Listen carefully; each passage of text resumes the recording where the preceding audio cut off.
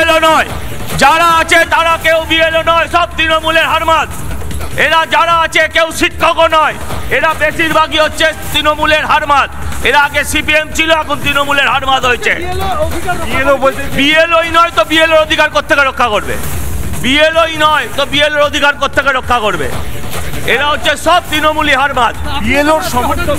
আরে ভাই, আমরাও তো গণতান্ত্রিক অধিকার আছে আমাদের, আমরা তো নাগরিক, আমাদেরও তো অধিকার আছে। হ্যাঁ হ্যাঁ, ঠিক আছে, আপনি বিএলও, আপনি তাহলে কাজ করুন এখানে কেন? আর আমি আপনার সাথে কথা বলবো না, আপনার সাথে আমি কথা বলবো না। একদিকে যারা বিএলওরা তারা রয়েছেন এবং অন্যদিকে 50 নম্বর ওয়ার্ডের কাউন্সিলর, বিজেপি কাউন্সিলর, তিনি উপস্থিত রয়েছেন। সজল ঘোষ কার্যত এই মুহূর্তে কিন্তু একটা যে উত্তপ্ত পরিস্থিতি দেখা যাচ্ছে। সজলদার 4 জন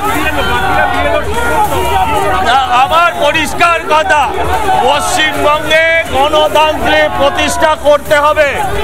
আবার বললাম, পশ্চিমবঙ্গে গণতন্ত্র